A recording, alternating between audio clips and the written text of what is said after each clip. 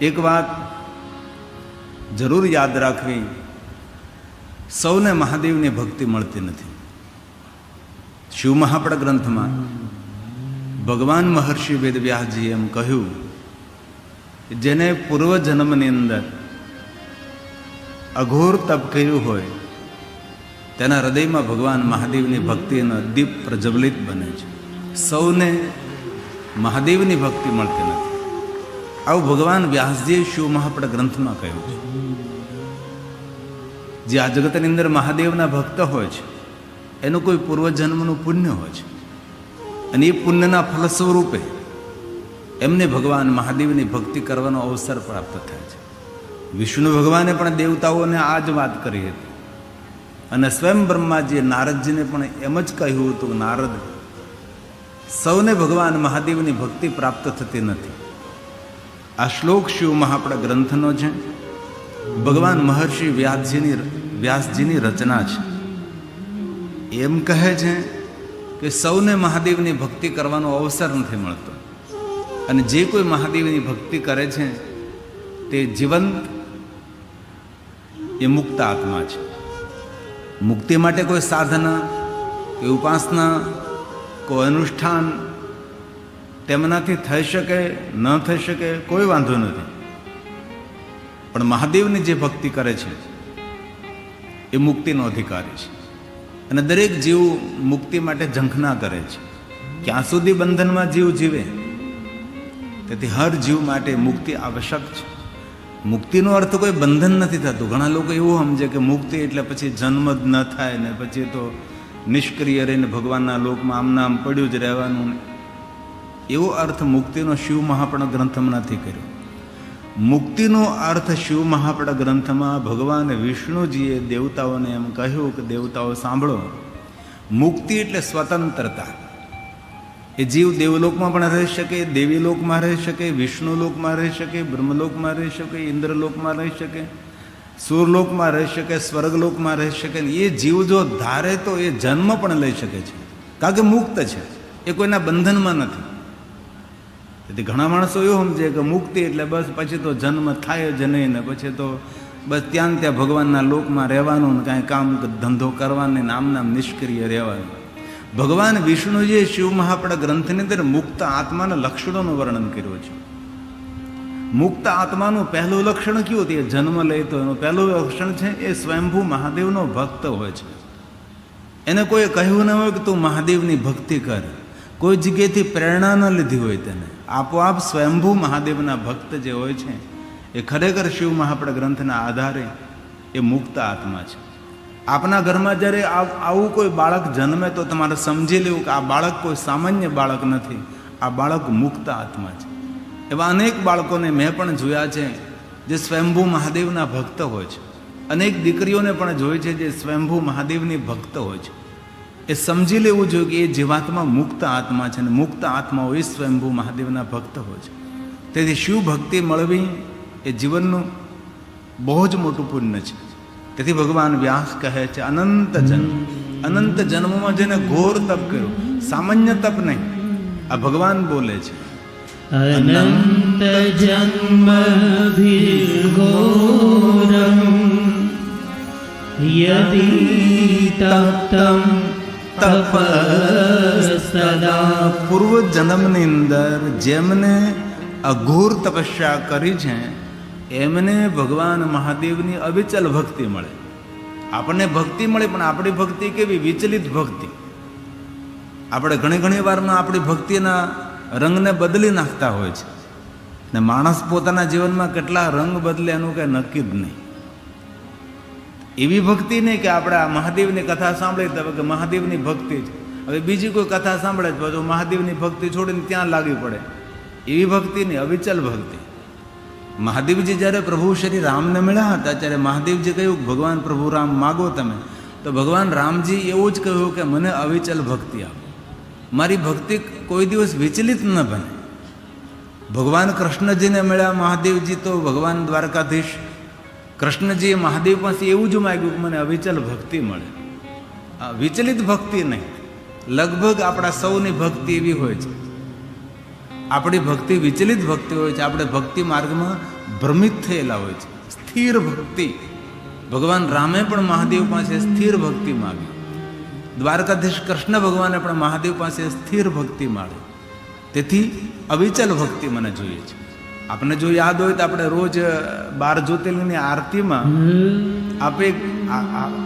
આપણે કડી ગાઈએ છીએ. એની અંદર આવો ભાવ પ્રગટ કર્યો કે ભગવાન અમને અવિચલ ભક્તિ મળે, વિચલિત ન બને, અમારું મન કોઈ જગ્યાએ ભ્રમિત ન થાય, તારા ચરણોમાં તારામાં અમારું મન રહે ભગવાન.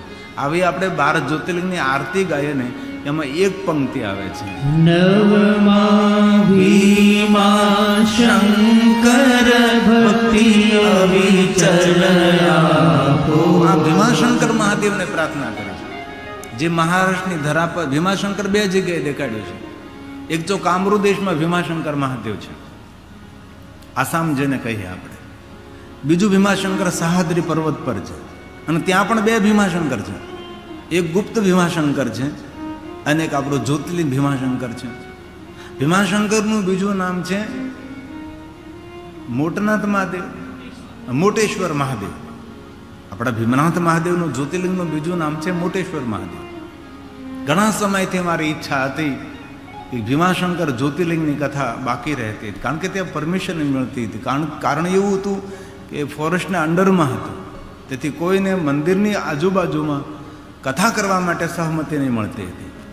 અમારે એક જામનગરના મહાન શિવ ભક્ત છે ઉમેશભાઈ નંદા, એમને ખૂબ મહેનત કરી, ત્યાંના સ્થાનિક લોકોને મળ્યા, સરપંચોને મળ્યા, ફોરેસ્ટના સાહેબોને બધાને મળ્યા, અને ખૂબ મહેનત કર્યા બાદ એ જંગલની અંદર, અને ભીમાશંકર મહાદેવના શિવાલયની બાજુમાં જ હતું જંગલ જ. મંદિર કે કથાસ્થળથી બતાય એવું નહીં, કારણ કે આડું જંગલ હતું, પણ ત્યાં ભગવાન મહાદેવની કથા કરવાનો અવસર મળ્યો. અને ભીમાશંકર મહાદેવનું દર્શન કરવાનો ખૂબ મહિમા છે. આમાંથી લગભગ આપણે સૌ 12 જ્યોતિર્લિંગની યાત્રા કરી હોય, અને 12 જ્યોતિર્લિંગમાં ભીમાશંકર આપણા મહારાષ્ટ્રની સહાદ્રી પર્વત પર છે. અને ભીમાશંકરની ઉપાસના ડાકીની શાકીની ભૂતોની દેવી કરે છે. તેથી રાત્રિના સમયે કોઈ શિવાલયમાં રહી શકતું નથી. અને વન સુરક્ષિત વન છે, આટલું સુંદર વન છે, પહાડ ઉપર એટલું ઘનઘોર જંગલ છે. નાના ફોરેસ્ટના સાહેબોને મેં પૂછ્યું હતું કે આટલું બધું સુરક્ષિત જંગલ તમે રાખો છો, ખરેખર તમને ખૂબ ધન્યવાદ. જંગલની જાળવણી કરો છો, વૃક્ષોની રક્ષા કરો છો, તેથી ખૂબ હૃદયથી અમારા પ્રણામ તમને. તો કે અમે રક્ષા નથી કરતા, કારણ કે આ જંગલની દેવી ડાકીની છે. ડાકીની અને શાકીની બંને આ જંગલની રક્ષા કરે છે. તેથી આ જંગલમાં કોઈ પણ માણસ આવી વૃક્ષોને તોડતા ઘણા બધા ગભરાય, વૃક્ષોને કાપતા ગભરાય છે.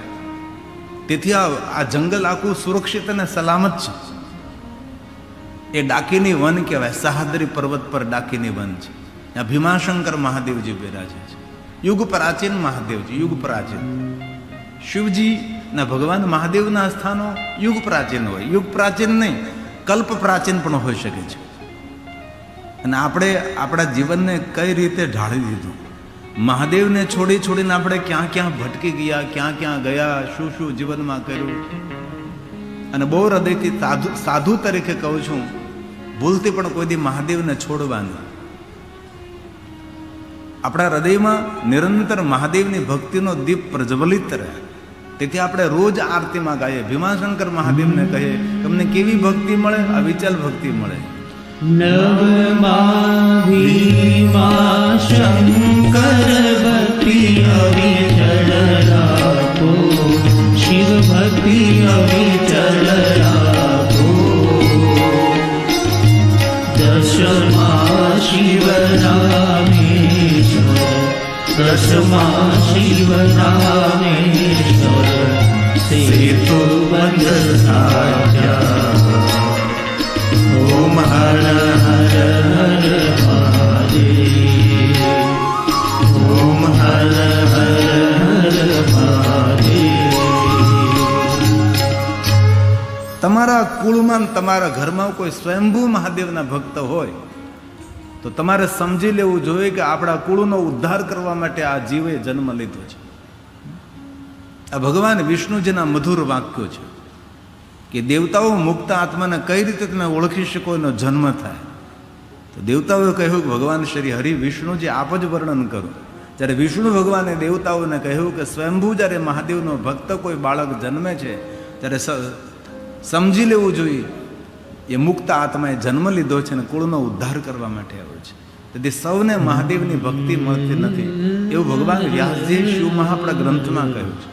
અઘોર જન્મનું પુણ્ય, પૂર્વ જન્મનું પુણ્ય ત્યારે ભગવાન મહાદેવની ભક્તિ તરફ જીવાત્મા પ્રેરિત બને છે.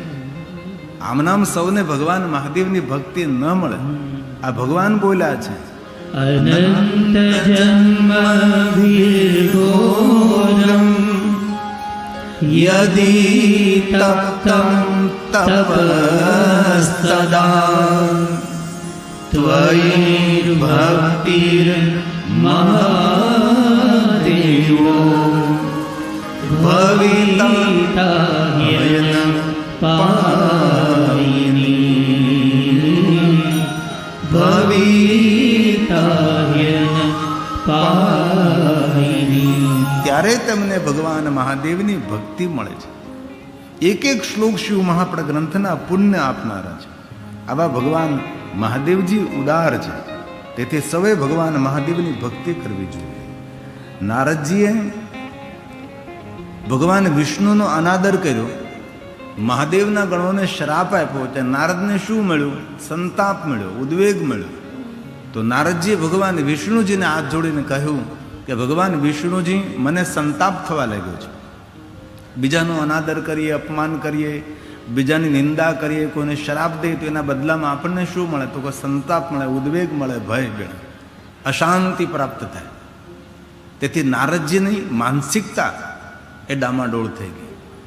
નારદજી હાથ જોડીને ભગવાન વિષ્ણુને કહ્યું કે મને સુંદર કાંઈ માર્ગદર્શન પૂરું પાડો તમે, કે હવે મારે સંતાપમાંથી બહાર નીકળવું હોય તો શું કરવું જોઈએ?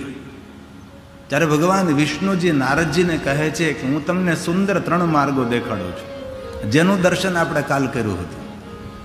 અને ભગવાન વિષ્ણુજીએ પહેલી વાત કહી નારદજીને કે નારદજી, મનને શાંત કરવા માટે ભાલમાં ભસ્મનું ત્રિપુર્ણ કરો.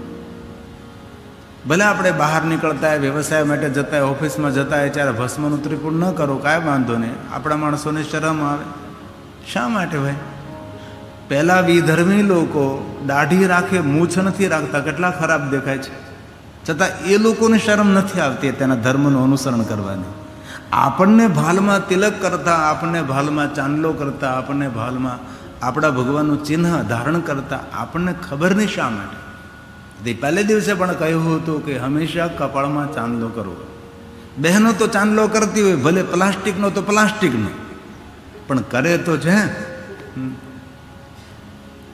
તેથી કુમકુમ, ચંદન અથવા ભસ્મ. ભગવાન વિષ્ણુએ કહ્યું કે મન જ્યારે સંતાપિત હોય ત્યારે ભાલમાં ભસ્મનું ત્રિપુર્ણ કરવું. આ ભગવાન વિષ્ણુજીએ નારદજીને કહ્યું.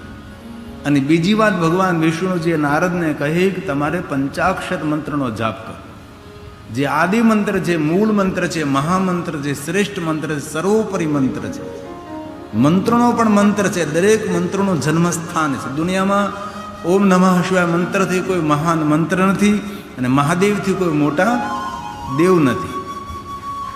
એક મહાદેવનું આરાધન કરો એટલે વિશ્વના દરેક દેવી દેવતાઓનું, ગ્રહ નક્ષત્રોનું આરાધન મહાદેવની આરાધનમાં છુપાયેલું છે. કોઈ ઘરે આપણે હાગમટે જમવાનું આમંત્રણ આપવા જાય કે ઘરના બધા લોકોને કહેવા નથી બેતા. ઘરના દાદા હોય એને કહી દે કે દાદા તમારા ઘરે હાગમટે જમવાનું છે, એટલે દાદાને કહી દીધું એટલે પૂરેપૂરા કુટુંબ પરિવારને એ નિમંત્રણ મળ્યું ગયા હોય. ભગવાન મહાદેવને આપણે શું કહીએ? શંકર દાદા. સૌનો દાદા હોય તો મહાદેવ છે.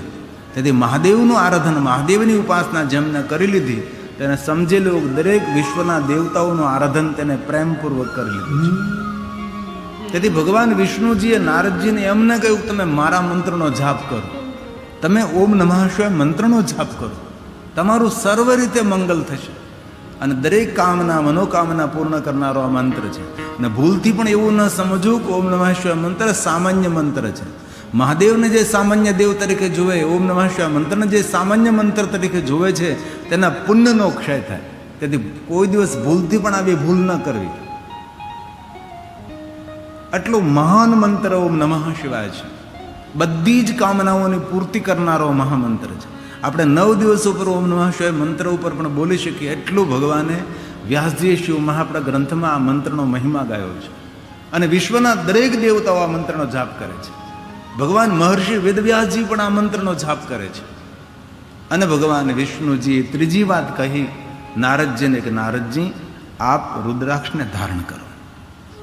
મહાદેવજીને રુદ્રાક્ષ પણ વાલા છે અને મહાદેવજીને રુદ્રાક્ષ પહેરનારો પણ બહુ વાલો છે. ભગવાન મહાદેવજી ભવાનીને કહ્યું શ્રૂયતામ તુ મહેશાને, હે મહેશ્વરી તમે સાંભળો, હું તમને રુદ્રાક્ષનો મહિમા તમને સંભળાવું છું. ભક્તોના હિત માટે, ભક્તોના કલ્યાણ માટે હું તમને રુદ્રાક્ષનો મહિમા કહીશ કે જે માણસ રુદ્રાક્ષને ધારણ કરે છે એનું કેટલું સર્વ મંગલ ને સર્વ રીતે કલ્યાણ થાય છે. આ બધા શ્લોકો ભગવાન મહાદેવે ગાયા છે. ભગવાન શિવજીએ સ્વયં ભવાની પાર્વતીને કહે છે કે પાર્વતી તમે સાંભળો, અને સ્વયં મહાદેવ બોલે છે શ્રૂયતામ તુ મહેશાની. હે મહેશ્વરી આદરપૂર્વક સાંભળો. એક એક શ્લોક મહાદેવની વંદના છે અને સ્વયં શંકર ભગવાન કહે, કોને કહે? મહેશ્વરીને કહે છે. કારણ કે